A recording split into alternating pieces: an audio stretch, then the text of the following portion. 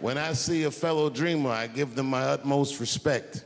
Even if I don't understand what their dream is. I know a dreamer when I see one. And I've met many powerful dreamers in my life. None more powerful than a man who calls himself Lil Nas X. I met this nigga at a party. I had no idea who he was. But the minute he walked in that party, I knew I was in his dream. Everybody in the party was another dreamer. Everyone was famous, but when that nigga walked in, he was dressed like C-3PO. He was shining.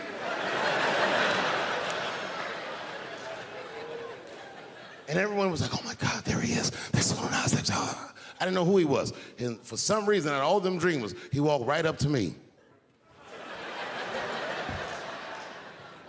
And he said, I tried to get you in my video. I didn't know what the fuck he was talking about. I said, what? I said, what? What video? And he just looked at me like, you know what video, and walked away. And I watched him walk away. I said, man, this nigga's having a very powerful dream.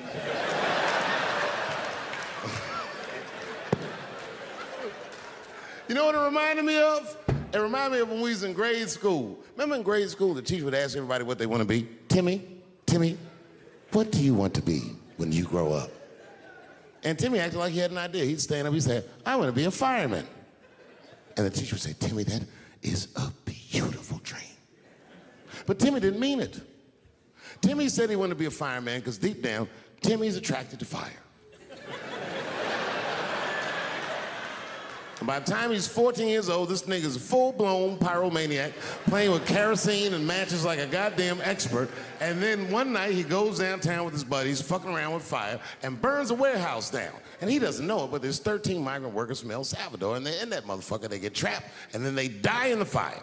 Isn't that a tragedy? It was an accident. He's only 14 years old, but he's black. So they try him as an adult. And Timmy ends up spending the rest of his life in jail. Dream deferred. Burp, burp.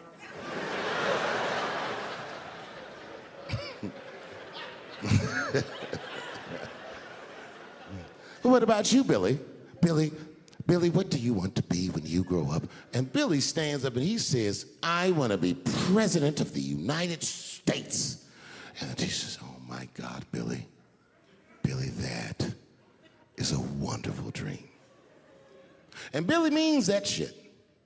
Billy does everything right. That motherfucker gets his grades up. He joins student government. He even does extracurricular activities like show choir just to make his resume look good. He's on track to be president, but junior year he wipes. When he's 16, he gets his girlfriend pregnant and has to drop out of high school to make ends meet. But lucky for him, the local Walmart's hiring. By the time he's 20 years old, this motherfucker makes assistant manager at Walmart. He's the youngest one in the district. He says, oh my God, if I can keep this up for 4 more years, I could be a manager. And if I can keep this up for 6 more years after that, I could even be a regional manager and have as many as 3 Walmarts under my control. And he's a big picture guy. He sees where this path is going, so he kills himself.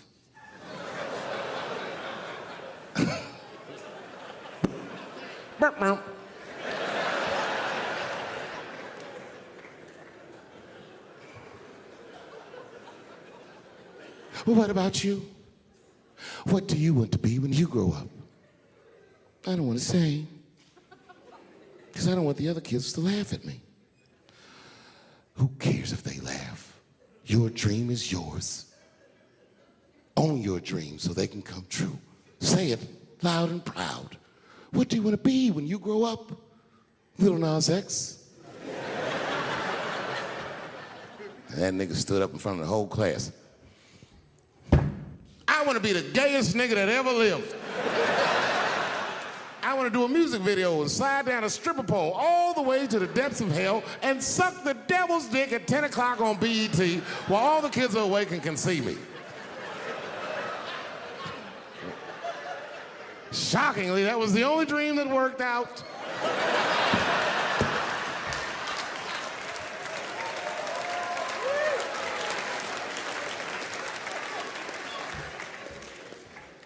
That's why I'm here tonight in the city where I built the dreams that I live. Because I wanted to tell you all that they came true. And I wanted to thank you all for making the man that I am today.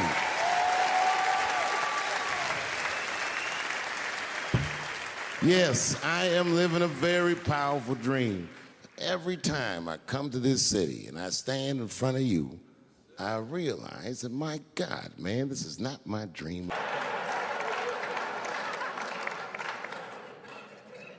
Really, I could do these specials like Steph Curry. I'll be shooting from inside, outside, all night.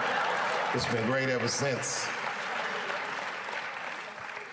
A lot of my friends are athletes, and I never could understand what it would feel like to only have a limited amount of time to be great. You got 20 years to be the best, or 30 years to be the best. But when you do art, you could be great whenever the world decides that you're great. I feel very lucky for that. And I never forgot this school. I've always come back and checked in. One of my favorite honors was doing the commencement at Ellington. I can't even remember what year it is. I just remember they cheered for me when I came out. I wasn't a big star, but I was their star. And I felt like I was home.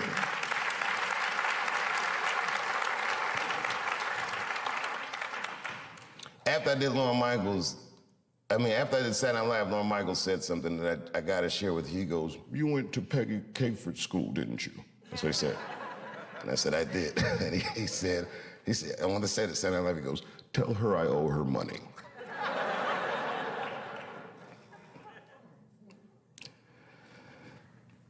You know, I never asked to have this theater named after me.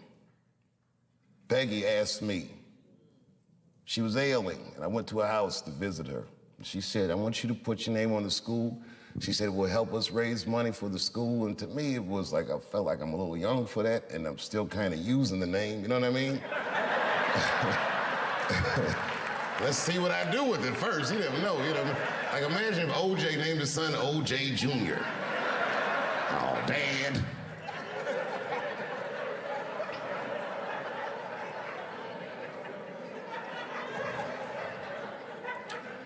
And around then, I was receiving the Mark Twain Prize, huge honor. And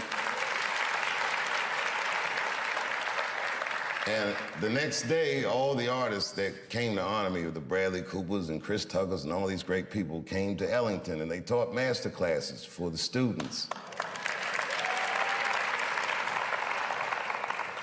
And Peggy Cooper Capeford, as sick as she was, got out of her bed so she could be with her babies.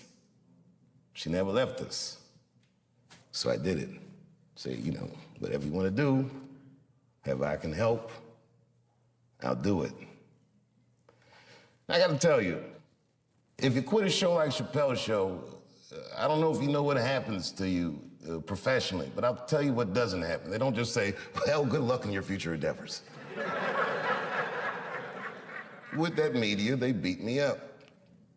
With their power, they tried to make me behave. It takes a strong person to stand out in the cold like that. And I swear to God, so much of the strength I got to do that, the inner warmth I got to do that, I learned in this school and from my friends who helped raise me.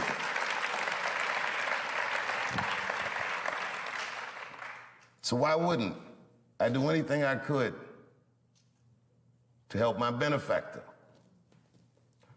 And the last time I came back, after the closer, when the kids were mad at me, I gotta tell you, that was quite the day.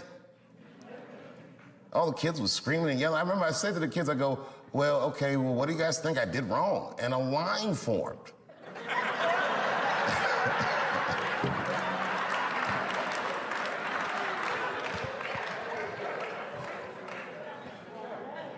These kids said everything about gender and this and that and the other, but they didn't say anything about art.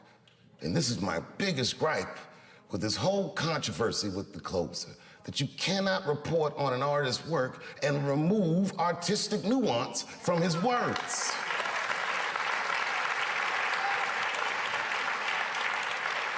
It would be like if you were reading a newspaper and they say, man shot in the face by a 6-foot rabbit, expected to survive. You'd be like, oh my God. And they never tell you it's a bug. Just because that's what successful people did at the time, and he just wanted to be down. What a fucking tragedy.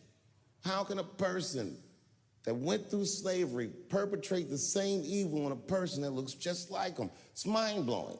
And shockingly, they're making a movie about him. Ironically, it's called Space Jews.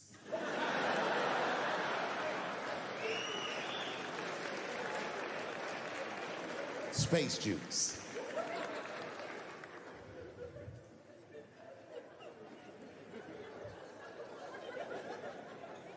The point of that story is this person was invested in a construct. That was the construct of successful people, and he just followed the roadmap of successful people. He followed what they call an incentive. Now, everyone struggles, but I'm very invested in the gender construct, personally, because I'm a man with kids and a wife, and I like that warm, wet, soft pussy that my wife has. This does not mean that I feel like another point of view can't exist. I was doing a nightclub in Oakland 16 years ago, and this is the first time that the trans community ever got mad at me that I knew about. And I was nobody. I just quit Chappelle's show. It was like a nothing hole-in-the-wall club, and I was doing some transgender jokes in Oakland. It was 16 years ago. My pronoun game was not as nice as it is today. I went too far. I said things like tranny and shit. I didn't know these words were bad, and a woman stood up and just gave me the business. Started screaming at me, and I'm sure it was a woman, but she kept calling me transphobic and all this shit. I'd never even heard these words before. It's really weird. I didn't trip. I just gave security the look like, you know, get that bitch out of here. And I kept it moving. And then she went to the press, and the next day, one of the gay papers wrote all the same things she had said to me about me in the paper. Misquoted the jokes and was calling me transphobic. And again, all these words, I'd never heard them before, but every time that I talk with anybody from that community since, they always repeat the talking points from that article. My least favorite of which being, and I hate this phrase, they say I was punching down on them. Punching down. What the fuck does that mean? Now, fast forward. It's 2019. I'm in a restaurant in Ohio, a very nice restaurant. It's Thanksgiving week. And to be honest, it's not a very nice restaurant, but it's a nice restaurant if you're a white person from Ohio that's never been anywhere before. Picture Chili's.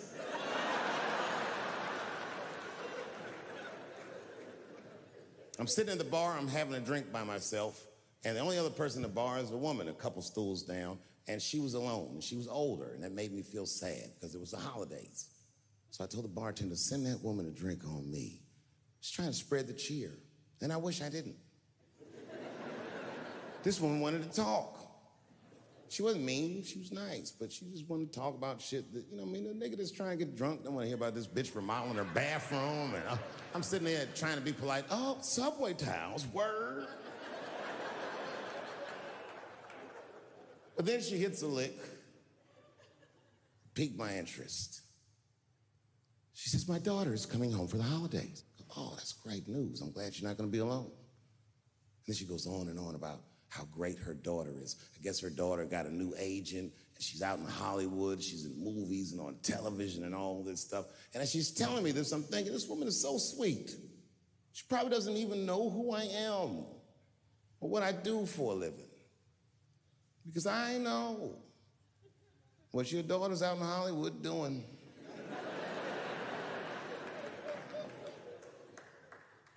And then she goes, would you like to see her picture? Oh, now I don't want to see this woman's picture, but what am I gonna do? I go, okay, yeah, sure, I'd love to see the picture. And I grab the picture, and this is all I say.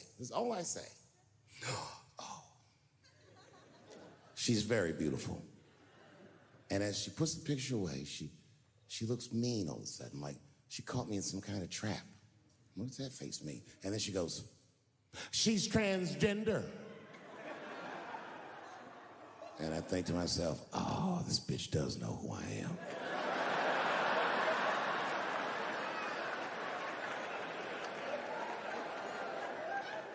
I really resented that trap because that trap doesn't let me be honest. If I was honest, I wouldn't fall for it. I just looked at the picture like, ooh, look at that big chiseled jawline, that big thick Joe Rogan neck. Is that a dude? Is your daughter a man? Can't say that shit. It's really annoying. Fast forward, now it's a couple days later. It's the Wednesday for the Thursday that's Thanksgiving, and I'm in a totally different bar. And this bar, trust me, it's not a nice place. It's foul. It's one of those bars where the top shelf should be under the sink. This is where the poor whites drink, the tiki torch whites. You know what I mean? Them white people, they believe in Q and they love Trump. You know what I mean? Like Michigan white people.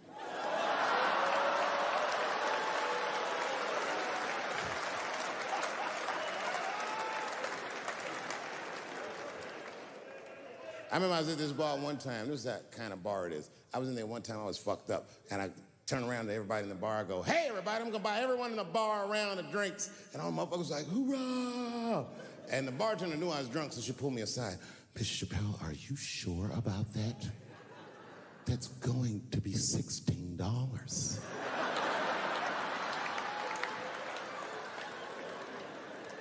Tough time for the whites.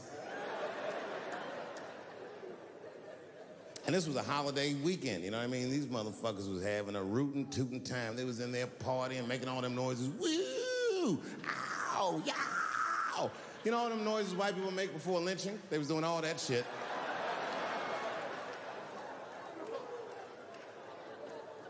I was drunk. I looked over my shoulder. I thought I was tripping. I guess who was in the bar? I thought I was seeing things. I looked across the room, and I saw the trans bitch from the picture. I couldn't believe it. I said, what is a trans person doing in a place like this? This is very dangerous behavior. And she was with two big, buff, gay black dudes. I didn't know these dudes, but I know they was gay. If they had a dick in their mouth, they wouldn't look any gayer than they did just sitting there. They had 1980s gay face. You know what that is? Remember in the 80s when gay people looked surprised all the time?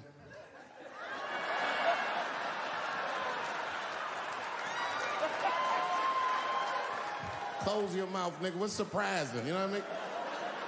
But they was huge. They looked like Juicy Smouillet's trainers. And I'm thinking, man, these motherfuckers in a line of trouble. So what I do is I stand up, and everybody in the bar likes me, so I make a big show of it to make sure that everyone can hear me. I walk right up to her, and I go, hey, I just met your mother the other night, and she told me all the great things you're doing in Hollywood, and I cannot believe that someone from a podunk place like this can achieve all.